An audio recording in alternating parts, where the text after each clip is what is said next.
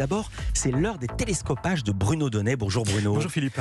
Tous les jours, Bruno, vous observez ici les sorties médiatiques. Et ce matin, vous avez choisi de nous dire un mot de Patrick Poivre d'Arvor, dont la toute dernière apparition publique vous a laissé pantois. Oui, ça s'est passé la semaine dernière. Patrick Poivre d'Arvor a accepté d'accorder une interview filmée à un certain William Tevio, qu'il a diffusée sur sa chaîne YouTube et dans laquelle on découvre l'ancien présentateur du 20h de TF1 en train de deviser sur tout un tas de sujets et notamment sur l'époque qui ne lui plaît plus beaucoup.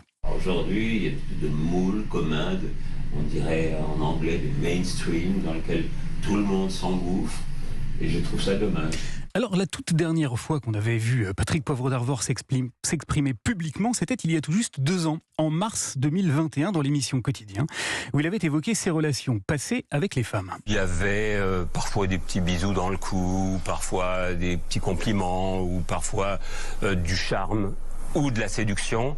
Ce comportement, aujourd'hui, n'est plus accepté par les jeunes générations. Mais depuis cette date, depuis 2 ans donc, plus rien. Silence radio, Patrick Poivre d'Arvor n'était plus apparu nulle part. Il faut dire qu'une série de témoignages et de dépôts de plaintes l'accusent d'agression sexuelle et de viol. Au total, c'est aujourd'hui un collectif de 90 femmes, 90, qui témoignent contre lui. Je m'appelle Charlotte Crène, j'ai porté plainte contre Patrick Poivre d'Arvor pour agression sexuelle. Les faits remontent à 2014. Le 10 mai dernier, Mediapart a d'ailleurs diffusé une longue émission dans laquelle 20 femmes, souvent au bord des larmes, sont venues dire, les unes après les autres, ce qu'elles reprochaient aux journalistes. Je m'appelle Justine Ducharne, je suis directrice de la communication et ancienne journaliste.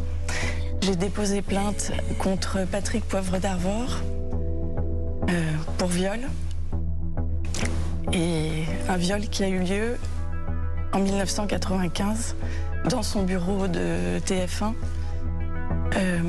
Et j'avais 19 ans. Sollicité par Mediapart pour réagir à ces accusations, Patrick Poivre d'Arvor avait préféré décliner l'invitation, comme il a du reste décliné toutes les autres sollicitations médiatiques qui lui ont été faites depuis 2 ans. Mais la semaine dernière, alléluia, il a dit oui. Oui à William Tevio, qui était visiblement enchanté d'interroger PPDA.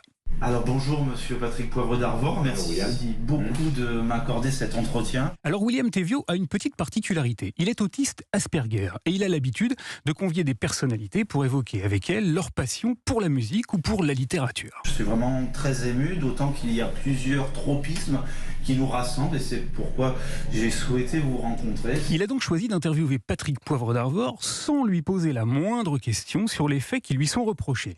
C'est un choix qui soulève le désormais célèbre problème de la différence entre l'homme dans sa vie privée et l'œuvre de l'artiste. Vous savez que PPDA revendique également la qualité d'écrivain, un choix que William Tevio revendique donc. Soit. Mais Patrick Poivre d'Arvor sait parfaitement bien ce qu'on lui reproche. Il sait que 90 femmes l'accusent de les avoir abusées ou violées. Et devinez un peu de quoi il a longuement été question dans l'entretien auquel il s'est prêté. Il y a la question du romantisme. De la question du romantisme. Alors attention, il s'agissait du romantisme dans la littérature, car Patrick Poivre d'Arvor l'a dit sans embâge. C'est vraiment une littérature majeure, pour moi très importante. Il adore ce courant littéraire. D'ailleurs, ça nous a permis d'en apprendre un peu plus long sur sa personnalité et sur sa grande sensibilité. C'est l'âme slave. L'âme slave est en effet assez sinusoïdale, avec des grands moments de passion et des grands moments d'abattement. Eh oui, Patrick a l'âme slave et il est passionné.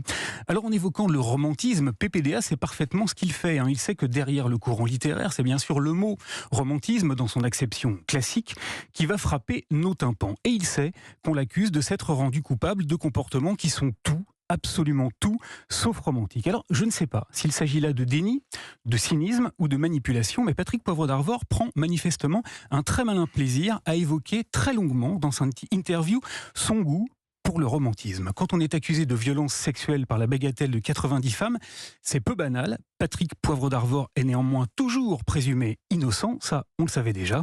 On apprend aujourd'hui qu'il est aussi présumé romantique. Qui l'eût cru ? Merci beaucoup Bruno Donnet, à demain.